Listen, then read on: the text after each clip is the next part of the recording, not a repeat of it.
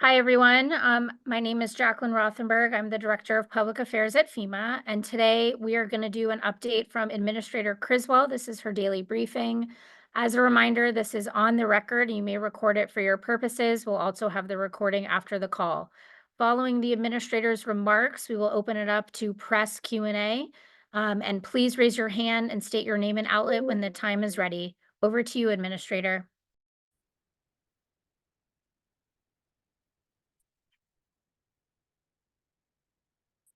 Over to you, Administrator. Can you hear me? I didn't hear anything up to that, but I can hear you. I heard that. So you can hear me okay? You can. Ready to go, ma'am. All right. Thank you, Jacqueline. Good evening, everybody. Right now I'm here in Florida. I'm ready to provide you some remarks and updates on the initial response efforts to Hurricane Milton, but also about the work being done to help affected states and tribal nations that are still recovering from Hurricane Helene. I'm here this evening in Sarasota, where I spent the day assessing damage and meeting with survivors, people impacted by Hurricane Milton. What we saw today was a lot of vegetative debris, flooded roads, and significant debris that was still left from Hurricane Helene. But I also saw relief on the faces of the community. As I met with people who have lost so much from the back-to-back storms, I continue to be impressed and inspired by the resilient spirit of the people of Florida. I met with Governor DeSantis and his leadership team, and I assured them that FEMA and the rest of the federal family will be here to support the recovery from these devastating storms for as long as it takes. Today, I want to provide you with a few updates on power restoration, both here in response to Milton, as well as across the Southeast in response to Hurricane Helene. So first, a few pieces about Hurricane Milton.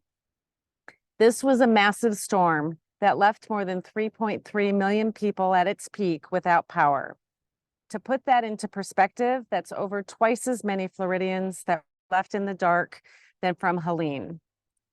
Prior to the storm's arrival, I called on the support of the Army Corps of Engineers to deploy power assessment teams from across the country to be available if needed. These power assessment teams provide technical support and generators to critical facilities like hospitals and 911 call centers to get temporary power back online so the state can focus on the larger power generation mission. The state itself has thousands of crews that are here in Florida on the ground, working tirelessly to restore power for those who need it. Since the storm has left the state, these crews have helped over 200,000 households already get their power restored, meaning that the lights are back on, the air conditioning is back on, and their refrigerators are working again. Power restoration will be an ongoing mission across the rest of the Southeast as well. When Hurricane Helene blew through 2 weeks ago, it knocked out power for over 5 million people across 6 states.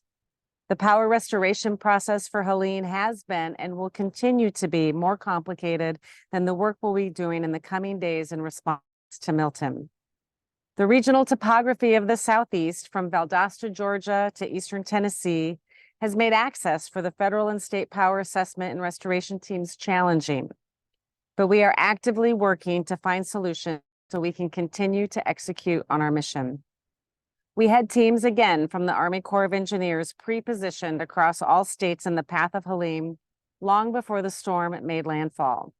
And where needed, they have been working nonstop to assist our state and federal partners get the power back on. As of today, the power has been restored to all affected areas in Tennessee, and fewer than 1% of Georgians and South Carolinians are still without power. And in Western North Carolina, power has been restored to over 950,000 households. Rest assured, we will continue to help our state and our local partners do this critical work until the lights are back on in all of Appalachia. Of course, power restoration is only one piece of the puzzle when it comes to getting communities back up and running after a storm. Tomorrow, I'll provide additional information about the progress that we have made in response to both storms to get critical infrastructure, including communication capabilities, back up and running. In the meantime, I ask everyone to continue to be safe out there. And with that, Jacqueline, I'll turn it back over to you to take any questions. Thank you, Administrator. As a reminder, please raise your hand, and when you're called on, state your name and outlet. We're going to start with Luke Barr. Luke, please unmute. Hi, Administrator. Thank you so much for doing this. I'm curious, what are FEMA's current staffing levels? And do you believe that the agency can make it through the next disaster at the current funding levels of the agency, or does Congress need to come back and fund the agency some more? Thank you. To talk about the staffing levels, we plan for these types of situations where we can respond to multiple disasters at once. This is not new for us. We have done this in the past, 2017, where we responded to Hurricanes Harvey, Irma, and Maria. And also, if we think about 2020, where we had every state, every territory, as well as several tribes that had major disaster declarations all at once. And we also had major hurricanes as well as wildfires. It's not easy all the time, and it requires us to use our layered staffing approach to make sure that we can continue to bring in people to support those that are in need. But FEMA is also just one part of the team, and we bring in all of the federal family to come in and continue to support those that have been impacted by these two events. Again, we will continue to move resources around to prioritize to those areas that still require life-saving activity, while we continue to work with each state as they continue their recovery from disasters that have happened over the last year.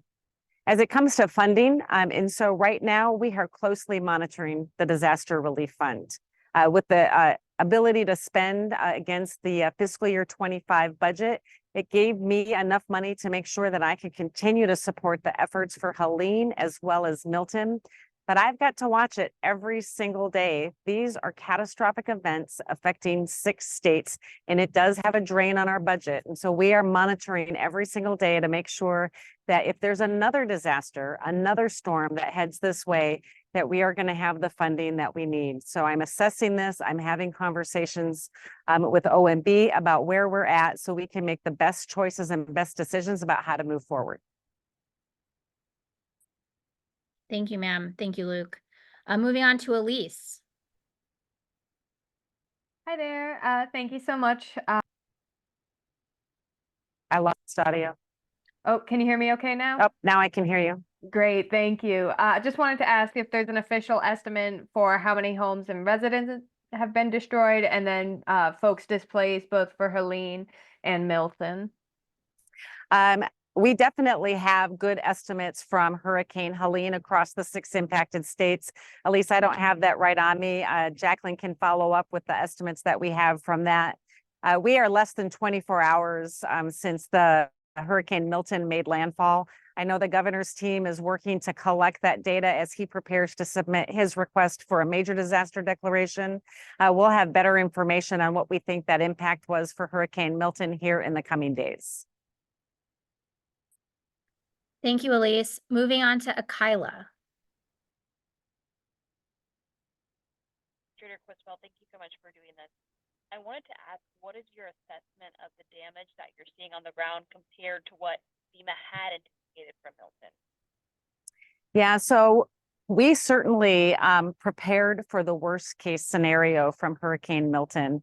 And so far, I'm here in Sarasota right now. I went to one of the barrier islands earlier today, and this is where the eye of the storm came over. And what we saw was a lot of vegetative debris, a lot of trees down, some power lines down, but we didn't see the level of damage to homes that we thought could have been possible. And so I think where we're at today is we did not have the extreme impacts, the worst case scenario that we prepared for, but there's still so many people that have been impacted by this. And from what I'm seeing, and I haven't been there yet today, but I will be going there tomorrow, is to see the impacts from the tornadoes. There were 38 tornadoes that touched down here in Florida, causing significant damage to a level that Floridians have not seen from tornadoes.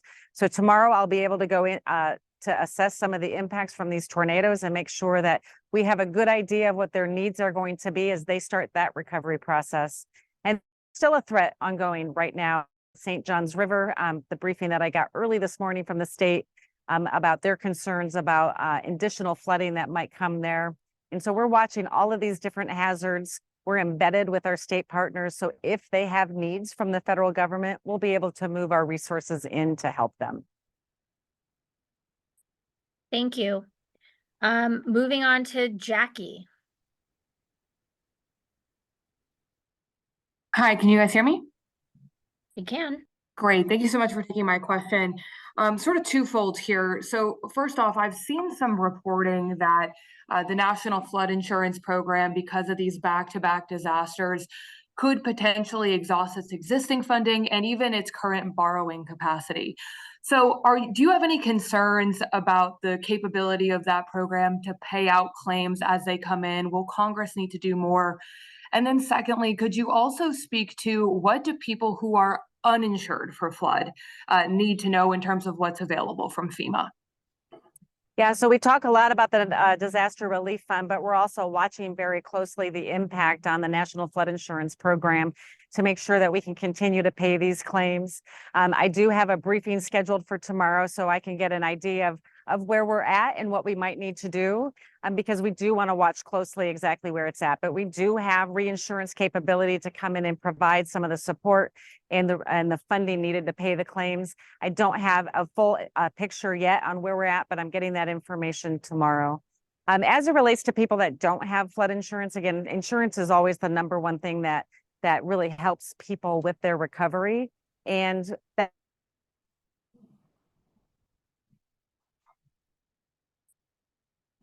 Believe she froze. One moment, everyone. kind of financial assistance to support some of the displacement costs that they may have experienced as a result of this storm. But we don't replace entire insurance policies. And so if they still have unmet needs, that's where some of our partners like the SBA can come in, or many of the nonprofit agencies that can come meet the unmet needs. We know that everybody's going to have a very specific and unique circumstance, and that's why we'll work with them to better understand what's covered, what they have covered, what our programs can cover, and where we might need to bring in additional nonprofit, non-governmental organizations in to help them with some of their other unmet needs. Thank you, ma'am. Jackie, does that answer your question? I know we cut out for a second.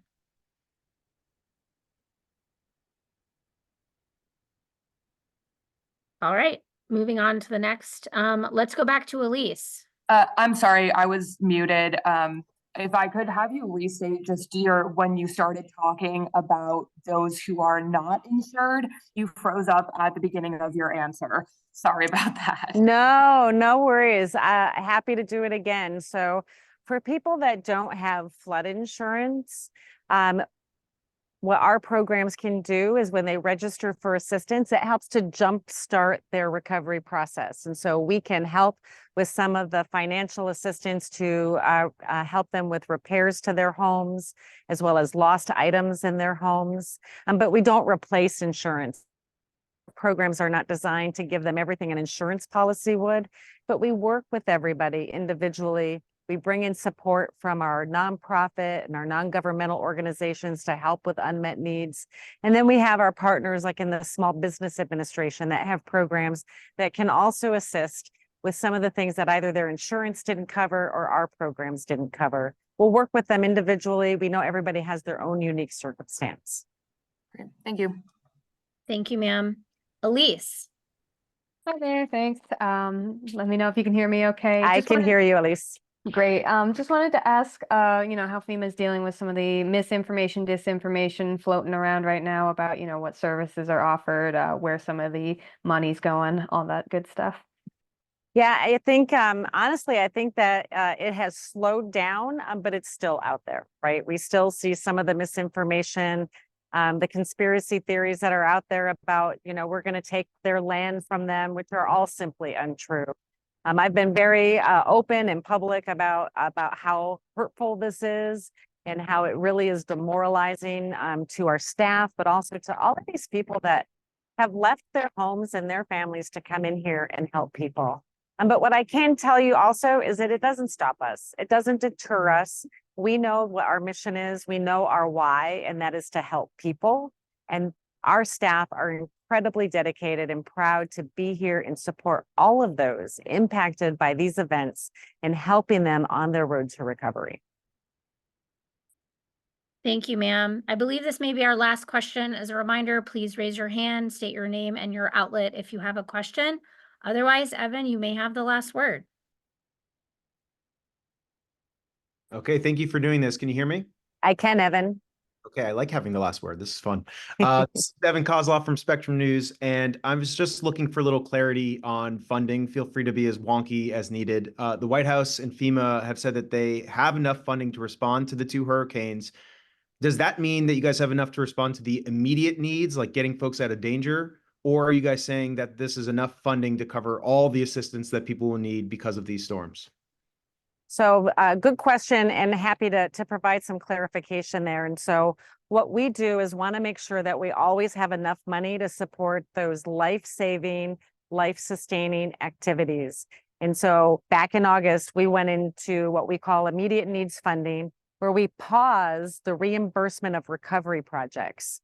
And that ensure that I had enough money to support a response, just like we saw for Hurricane Helene. And that's exactly what we needed, because Hurricane Helene came in and we needed to have that additional funding. We had about $8 billion that we paused as a result of immediate needs funding for fiscal year 24. But with the CR and the authorization to spend against the full appropriation, which was $20 billion, I've been able to go back and reimburse those jurisdictions that we paused those recovery projects while still responding to Hurricane Helene and Hurricane Milton.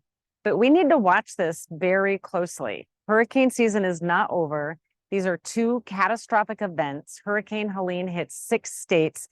And so every day we're having a conversation about how much is being drawn down from the disaster relief fund.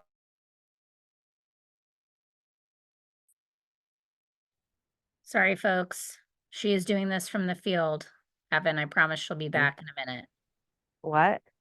You cut out, ma'am. Okay. Right now, we're assessing our impacts to the disaster relief fund. And we may have to move immediate needs funding up, but we're making those assessments now to determine what the draw is as a result of the response to Hurricane Helene and Hurricane Milton. If there's a piece in there that got cut out, I'm happy to repeat it. Well, if I can just ask a follow to that, just Speaker Mike Johnson said yesterday that of the 20 billion that was allocated, only 1% was spent. And I think the suggestion was that FEMA was being slow to spend it. Can you maybe clarify, explain if that's true first off, that just 1% has been spent, and if so, why? Yeah, I haven't heard that comment from him specifically. I had somebody else mention that to me. I think, you know, maybe the 1% that he's getting is how much we have spent in response to this disaster. But I'll tell you that we had $20 billion appropriated with the fiscal year 25 CR, and I'm down to $10 billion. So I've already spent half the money that was appropriated. I think the 1% was probably what we've spent so far just on this response, not counting all of our ongoing recovery projects. Okay, thank you. All right. Well, Evan, you didn't get the last word. There will be 2 more questions, and then this will be the end of our daily update. First, Kimberly, and then Kyla. Hi, it's Kimberly Leonard with Politico Florida. So I cover Governor DeSantis quite a bit. And he has talked a lot about the debris removal waiver that the state has requested. I'm wondering how you see the status of that, and also if you could kind of explain, like in layman's terms, how you see that working in a way that people see the result where the debris is quickly removed from a lot of these neighborhoods, not just from after Milton, but Helene as well. Kimberly, I'm going to have to ask you to repeat the question. I think we obviously are having some communication challenges here. We're operating off of one of our Starlink satellites. So I only heard something about debris at the end. Oh, no, sorry. So I live in Florida. I cover Governor DeSantis a lot for Politico. So I work for their states team, just to clarify. So the governor has talked about the fact that he has applied to FEMA for a waiver for debris removal. And I was wondering what the status of that was for approval. And also if you could explain for us in layman's terms, I'm just not fully sure that I understand something about the reimbursement, like how exactly it would work. Yeah, Kimberly, debris removal is actually, it's a very complicated part of our mission set. I've had conversations with Governor DeSantis about how we can make sure that we're giving him everything that he needs. I'll go back to Hurricane Ian. During Hurricane Ian, what we were able to do is to apply a waiver for private property debris removal in the most catastrophically impacted areas.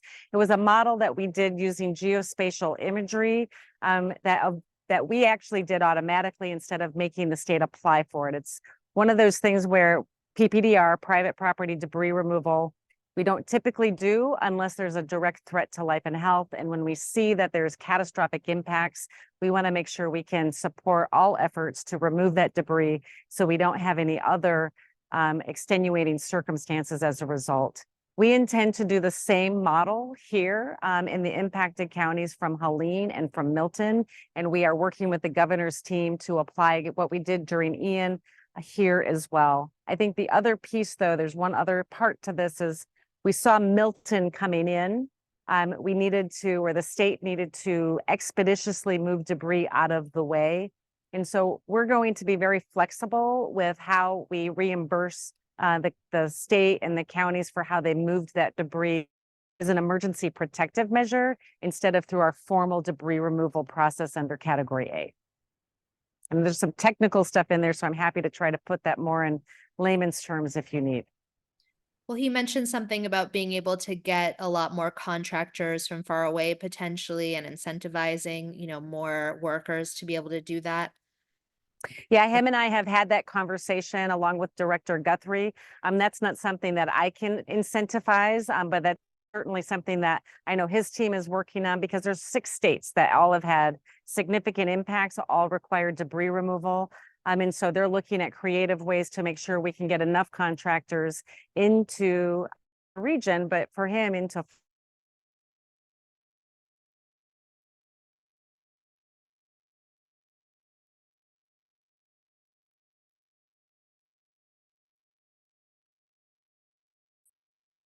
Ma'am, we lost you again. I'm back now. All right, we can hear you. I think I'm set. Thank you. Okay, thank you, Kimberly. Ma'am, I think we're good. This will be our final question. Kyla, Okay. thank you, everyone. After Kyla. Thank you, Administrator. I just wanted to see if FEMA has an updated death toll for both Helene and Milton. Those numbers actually come from the state. We only report the state confirmed numbers. I obviously don't have those in front of me. So I would defer you to each specific states, Florida and or North Carolina, if there's any change in those numbers. Thank you. Thank you, ma'am. And thank you everyone for joining. If you have any additional follow-up questions, please contact FEMA's press office at fema-news-desk@fema.dhs.gov. Thank you for joining today and thank you, Administrator, and we'll all talk to you later. Thank you. Bye. Thank you all.